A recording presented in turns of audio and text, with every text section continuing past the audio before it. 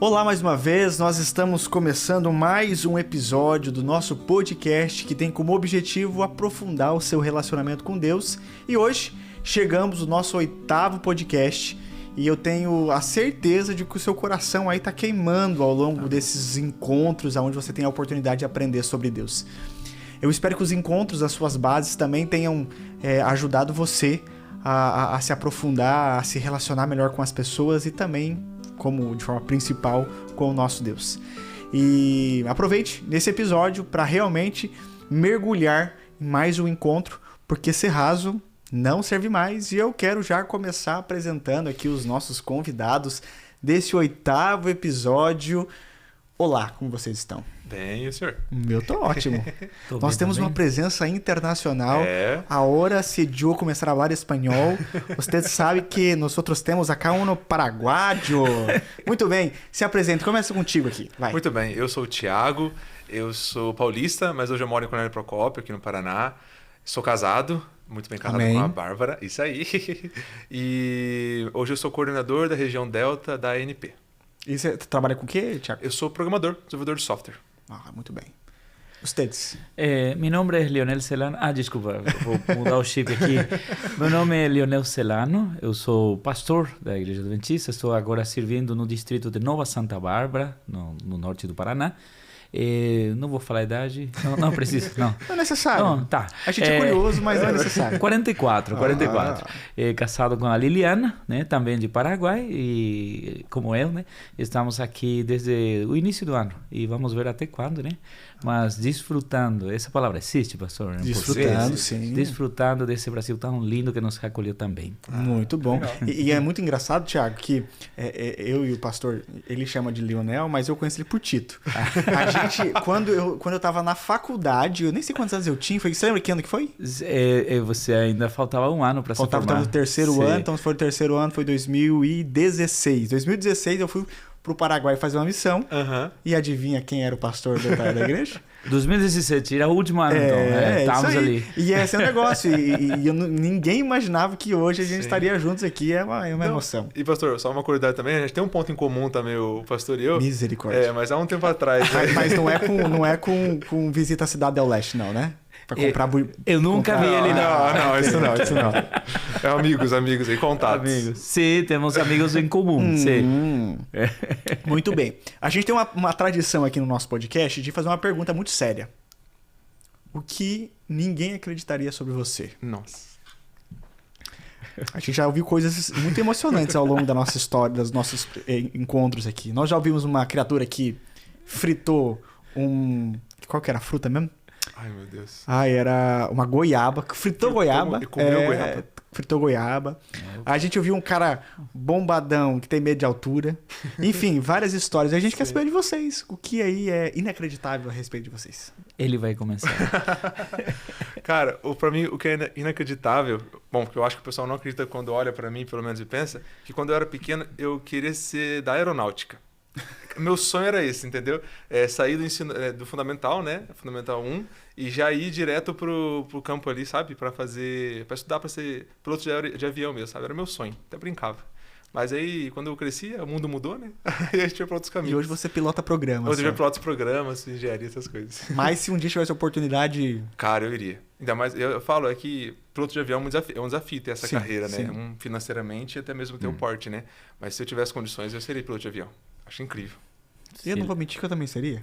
Cara, é um negócio que eu curto. Mas temos um legal. ponto em comum aqui. Aí, pastor. E tu, amigo?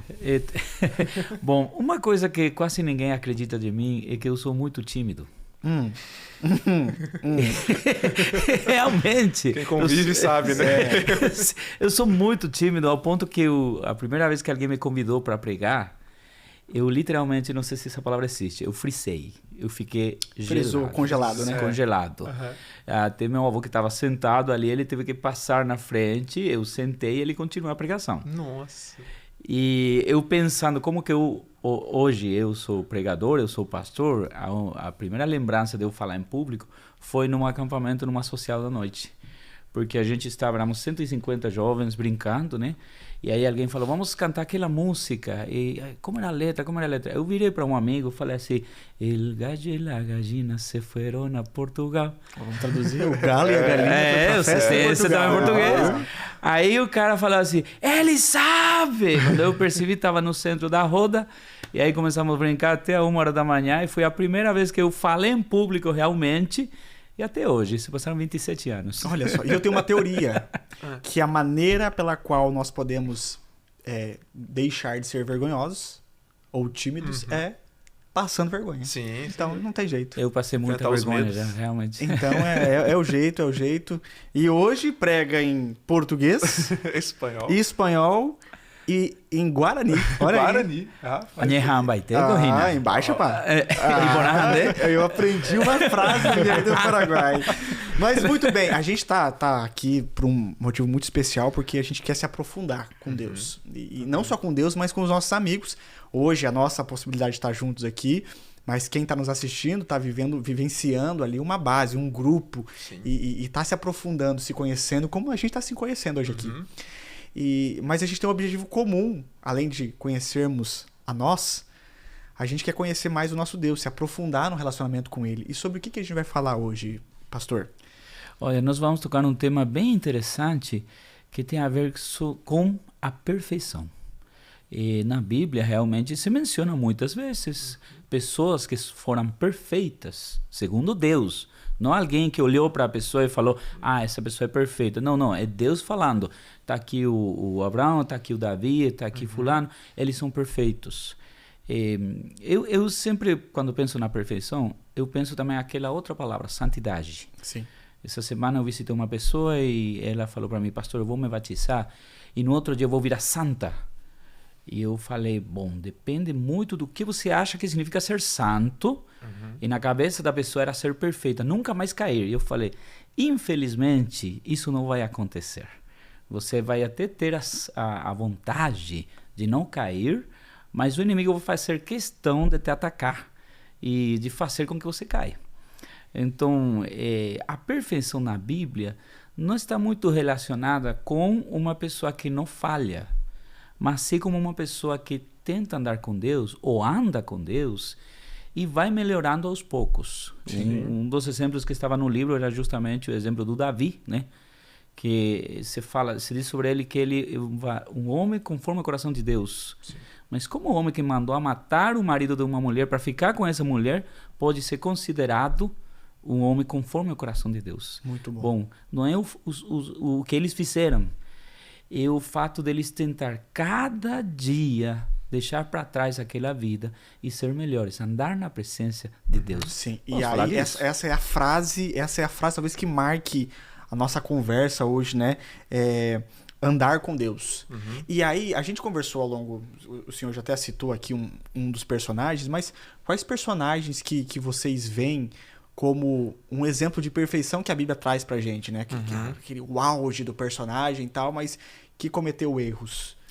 Eu acho que, entre todos aqueles que vêm à memória, para mim o que mais se assemelha e o que mais eu admiro assim é Abraão, como um todo. Abraão está no Gênesis ali, né? E ele abre um grande leque da linhagem que se surge a partir daquele momento, que dá origem, consequentemente, depois ao povo de Israel.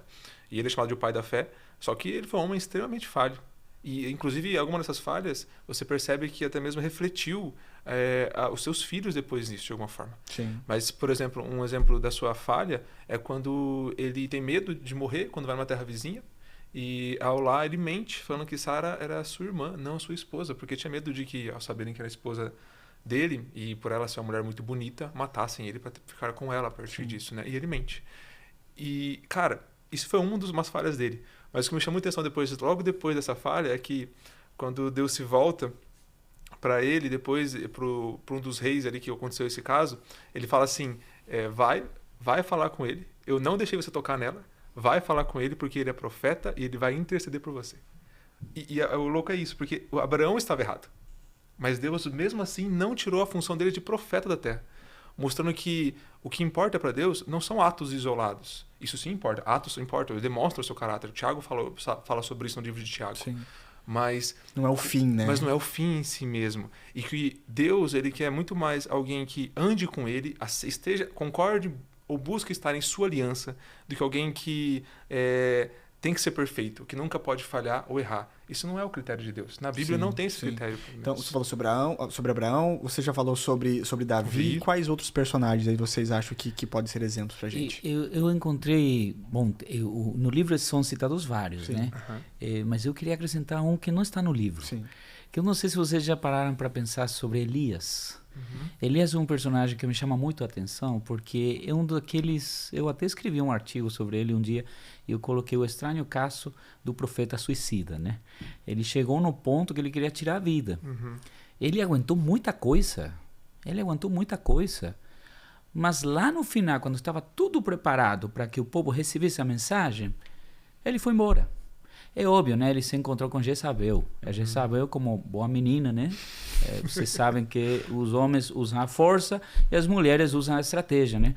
A Jezabel manda uma pessoa para avisar ele: você amanhã vai morrer. Por que não matou ali no momento?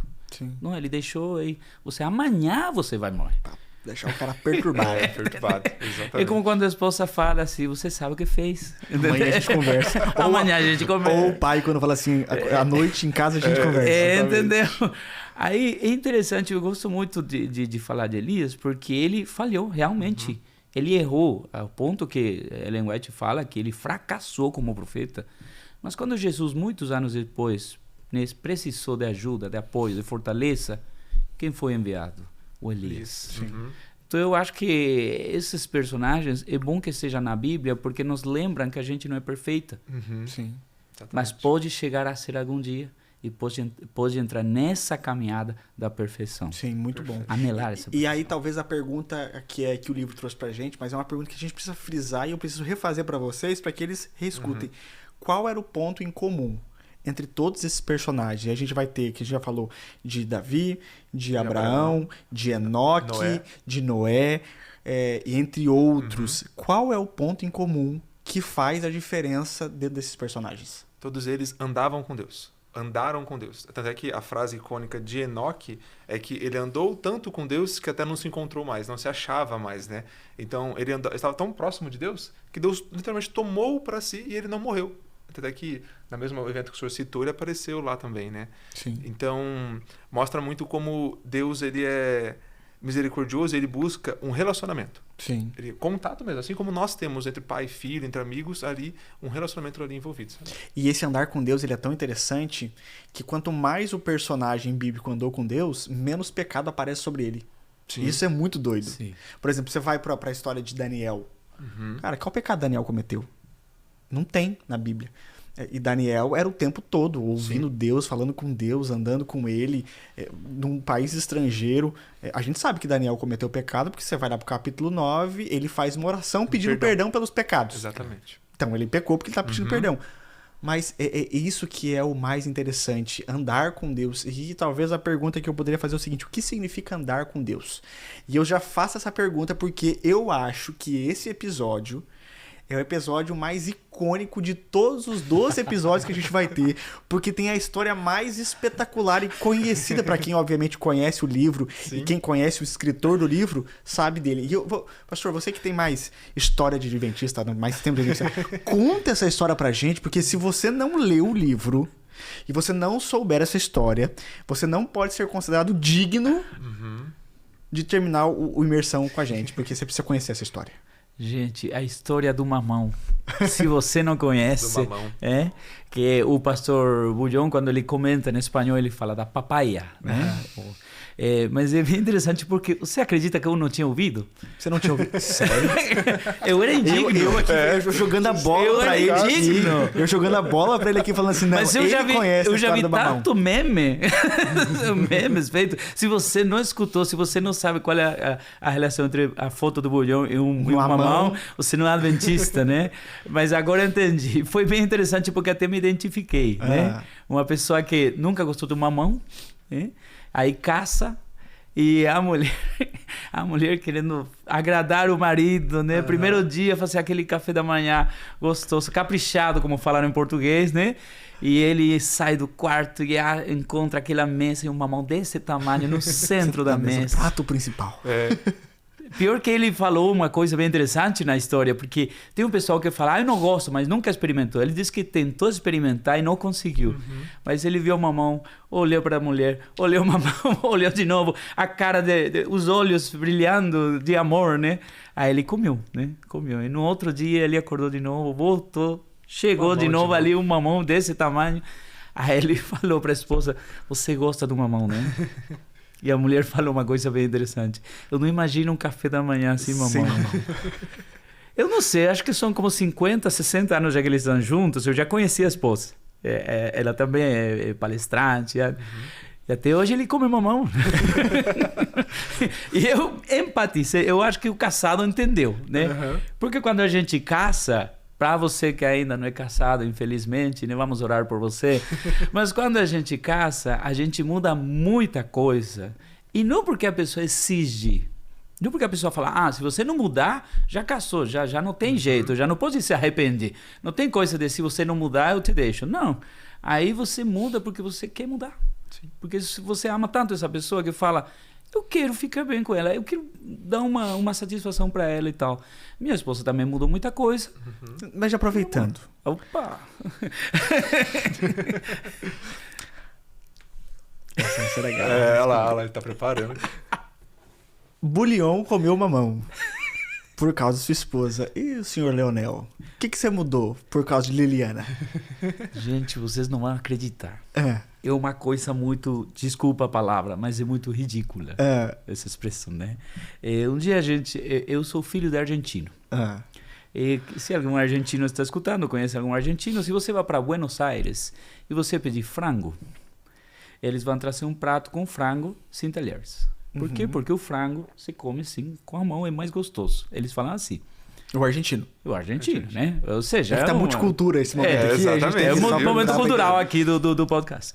Aí meu pai me ensinou a comer frango na época, né? Comer com as mãos. Um dia a gente saiu, primeira saída de namorados, né? A gente estava pensando já em casar, mas ainda não casamos. Nós já estávamos casados. Eu estou falando errado. Fomos para um casamento, para uma festa de casamento. E os noivos serviram frango. Aí o que eu fiz, peguei a manga da camisa, eu me preparei. Botou um babador aqui. Ele olhou para mim e eu não sei para que eu olhei para lá e ele estava olhando assim, em silêncio. Mas com aquele olhar. Todas têm um olhar. Sim, todas têm um olhar. Aí eu perguntei, o que está acontecendo? Aí ele olhou para baixo, os talheres. Aí eu falei, você quer que eu quero. Parece uma coisa muito ridícula. Mas depois eu perguntei para ela, por quê? Não gosto, como que você vai fazer isso? Então, quando eu sair, não interessa se eu estou sozinho. E se alguém servir frango, eu sempre procuro outro tipo de comidas, né? Mas se alguém servir frango, eu procuro os talheres. Agora não como mais com a mão. Não como mais com a mão quando estou fora de casa. Mas você fala, é uma coisa tão simples, ridícula. Era aceito culturalmente no lugar que a gente estava, sim. Mas ela não gostava, então fazer o quê? É isso aí. Quanto tempo de casado? Fizemos 18 anos em julho. 18 anos de casado. Sim. Você, Thiago, quantos anos de casado você tem? Nenhum ainda.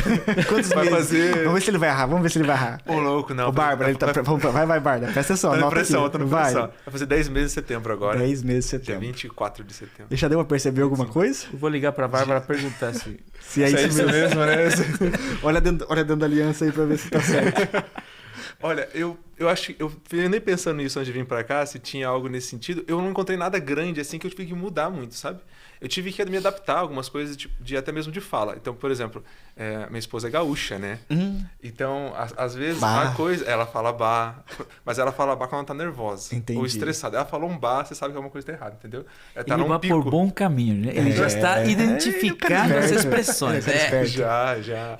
Então, eu comecei a aprender isso daí, então... Foi uma fora da zona de conforto de ter que, às vezes, ela falar uma frase, eu ter que perguntar ou buscar na memória o que aquilo significava em não gauchês, porque não é algo nesse sentido, né? E outras frases, por exemplo, hoje a gente não fala mais mexerique em casa, fala bergamota. Porque pra ela entende bergamota. Mas é mexerica, tá? É mexerica. Esse dia ela falou no mercado até ela assustou. Ela falou, mexerica. Ela só olhou pra ela mesma e falei, mexerica. Você tá no Paraná, filha. Aqui é mexerica. Mas foram só essas adaptações. Coisas muito maiores, acho que ainda não. Mas terá. Provavelmente. Terá. A minha história é com cebola. Cebola. Quase um bulhão, mas é com cebola. Eu não gostava de cebola e aí Simone, minha mãe me ralava cebola pra poder colocar na comida. Pra você não sentir. Bem pequenininha. E eu sempre comia assim. Casei com Simone. É a história de seu irmão isso aqui também. Ela pica a cebola em 4 pedaços só e joga na comida. E um bom marido, obviamente, vai comer, enfim. Comi, que hoje, se for comer um lanche, alguma coisa assim, eu gosto de lanche com cebola. Sim. Que pra mim hoje é gostoso. Mastiga, porque pra mim antes era ruim a textura da cebola, né? Você mastigava, fazer aquele crack, eu não gostava. Mas hoje faz parte. Tá, entendemos tudo isso. Vamos parar de contar história aqui agora, porque... Não, mas eu gostei da metáfora. Mas o que isso significa para a vida de andar com Deus? Quer começar? Eu gostei da metáfora, da ilustração, porque muitas vezes, no Novo Testamento mais ainda, o relacionamento da igreja com Jesus é comparado com o casamento. Sim. Então, Jesus cuida da igreja como o marido cuida da esposa, e a igreja deveria ser igual que uma esposa para Jesus, né? Infelizmente, do lado de Jesus, sempre se cumpre. Sempre do lado da igreja, e a igreja é a gente, não vamos falar de uma instituição, uma organização, a gente falha com Jesus, realmente. Então, eu gostei muito dessa colocação, porque realmente nós deveríamos, e no livro está muito esclarecido isso, falar assim, bom, eu preciso parar de fazer isso, porque isso aqui é o pecado, ou ainda que não seja um pecado, vai me levar para o pecado. Sim. Por que eu vou parar de fazer isso? Porque eu não quero que ninguém olhe para mim e fale, esse cara é um pecador. Essa é a opção A. A opção B, eu vou parar de fazer isso porque Jesus não gostaria de que eu faça. E eu lembrei, quando eu li esse capítulo, daquelas histórias que nos contavam nas tias da escola sabatina quando éramos crianças. E elas falavam pra gente, né? Não faça isso porque Jesus vai ficar triste. Em que ponto da história a gente esqueceu de que quando a gente faz coisa errada, Jesus fica triste? Não sei, eu fiquei pensando. É a lição que tirei pra mim. Né? Em que ponto da história eu esqueci de que Jesus é um ser real, uma pessoa... Que tem sentimentos. Tem sentimentos. E ele pode ficar triste quando eu erro. Então, por isso que eu gostei da colocação, né? A gente deveria pensar mais, que o amor deveria nos impulsar a mudar algumas características negativas que temos. Sim. Ou a começar a fazer outras também, né? Por exemplo, substituir, ou às vezes não é o seu hábito, mas começar a ter. Então, por exemplo, uma coisa no casamento. Aí no casamento eu comecei a perceber isso já. Eu sou um cara muito de boa. Para mim, poucas coisas têm muito valor mesmo, sabe? Nesse sentido. Para minha esposa, já não. Ela tem umas coisas que são pontuais, mas que para ela tem um valor. Um deles, por exemplo, ela gosta de arrumar a cama antes de dormir. Então, tipo assim, ela arruma a cama antes de dormir. Isso tem que acontecer. Se isso não acontecer para ela, tem algo errado. Outro exemplo, a coxa tem 2 cores. Uma acho que é rosa e a outra é cinza. Ela gosta da cinza para cima. Por quê? Não tem motivo.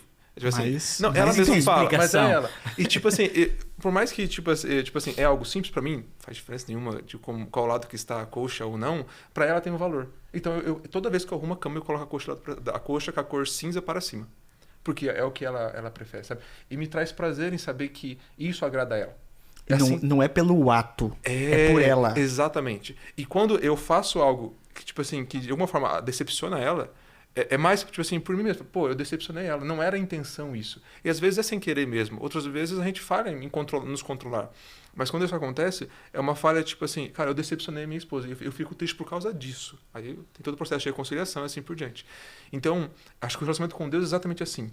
Você não é alguém que manda a ordem de cima e você obedece embaixo. Não, é alguém que está com você ali no meio, ele quer o melhor para você e ele fica triste quando você não segue os planos que ele fez para o seu melhor.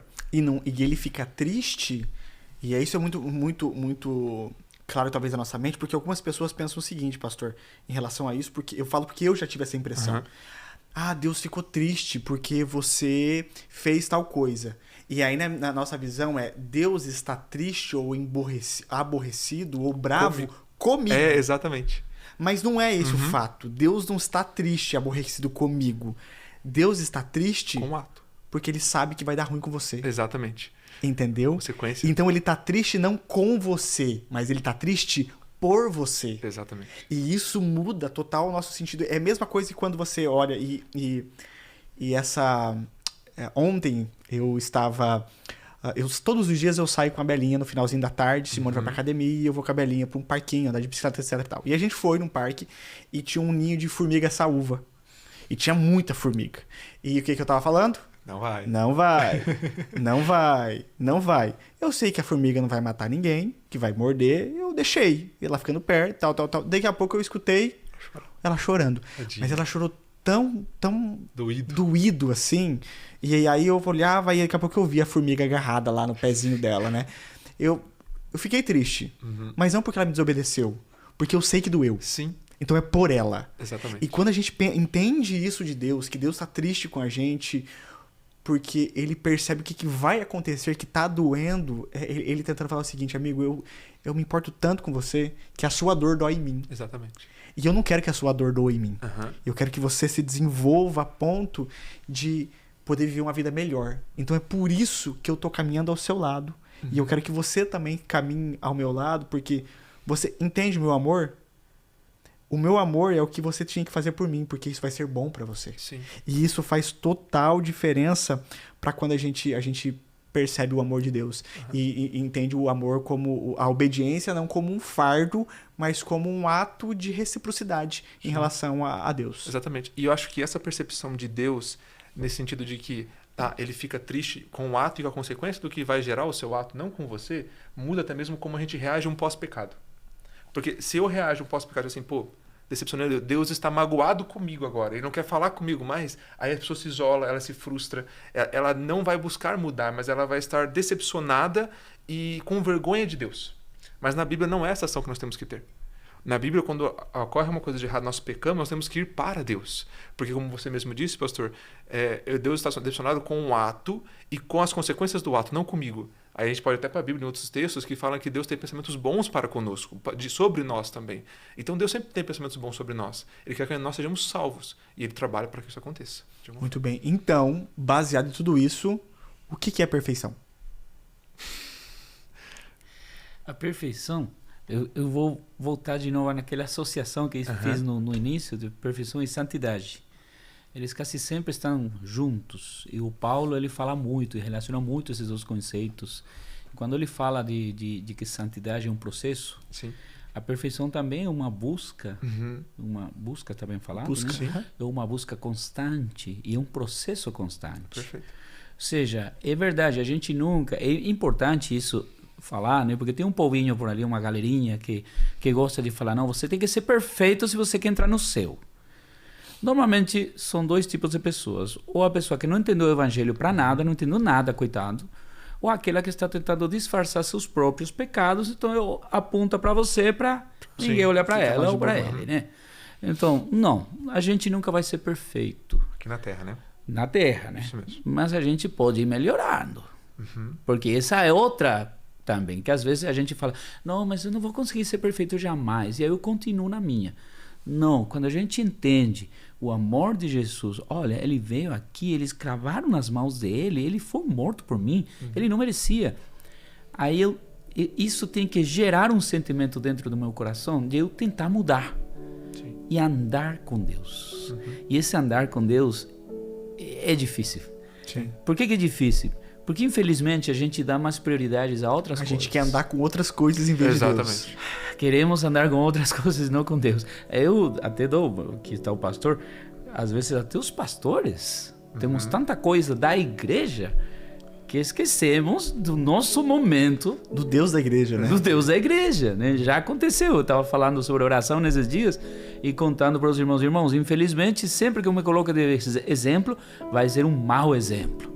Eu comentei como eu estava num concílio todo dia com os pastores orando, fazendo coisas, só que em todo esse dia eu não tinha orado eu. E eu fiquei assim até chateado comigo mesmo. Né?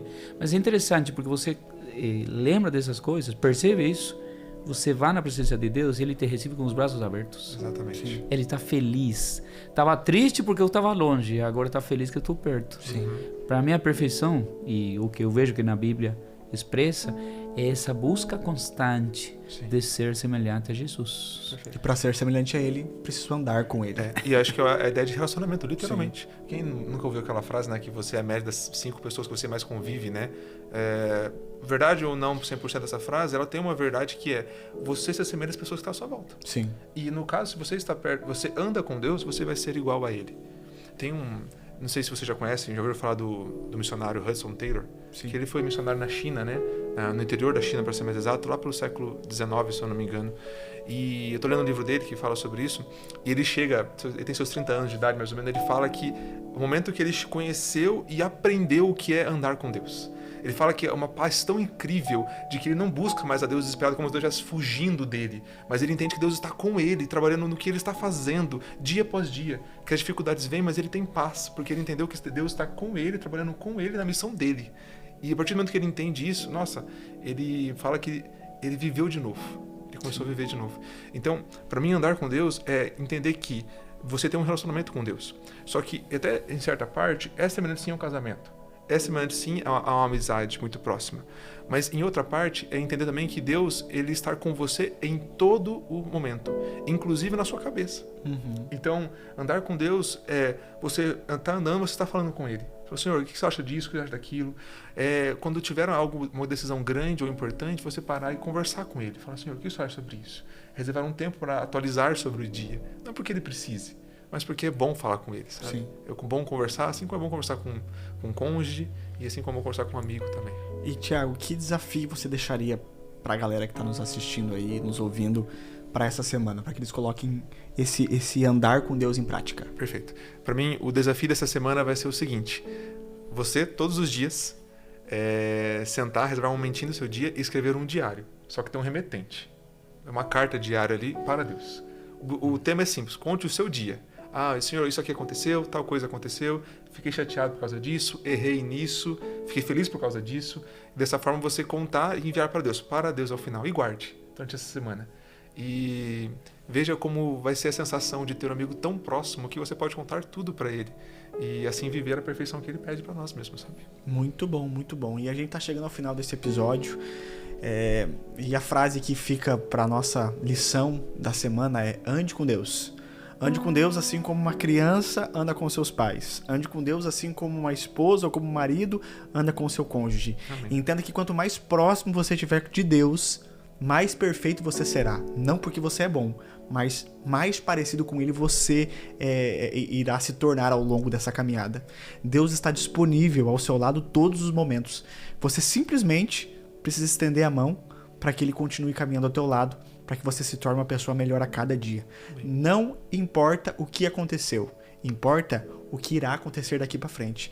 Não sei quantos passos você já deu ao lado dele até hoje. A única coisa que eu sei agora é que nenhum passo pode ser dado sem a presença dele a partir de agora. Entenda que Deus está disponível para você em todos os momentos. No nosso próximo episódio, a gente vai conversar sobre oração. A gente quer desmistificar um pouco esse negócio aí de o que significa oração. Eu sei ou não sei orar? Deus é nosso amigo, assim como nós conversamos hoje. A gente precisa ter isso muito claro dentro da nossa visão de um cristão, para que a oração seja real na nossa vida. Então Deus abençoe muito você durante essa semana e aproveite porque semana que vem tem mais um episódio chegando para você aprofundar o seu conhecimento com Deus, porque ser raso não serve mais. Amigos, obrigado pela companhia de vocês. Graças. De nada. Fala em Guarani pra gente. Despede a galera em Guarani. Pegou de surpresa. Vai lá, em Guarani agora, vai lá. Roi terei pe me haure orendie, ore acompanhar ore ha roi potania de jara pendero wasa, tu sei terei. Produção, coloca a tradução a legenda aqui depois pra gente. Estamos muy felices de que nos acompañaron y deseamos que Dios los bendiga muy grandemente. Perdão. Espera aí. Eu vou traduzir para português. O cara fez a tradução para espanhol, agora faz para português. Bom, agora em português, né? Estamos muito felizes porque nos acompanharam e desejamos que o Senhor abençoe vocês muito grandemente. Pode ser? Grandemente. É isso aí, galera. Tchau, obrigado. Tchau, pessoal. Valeu, gente. Até mais. Tchau.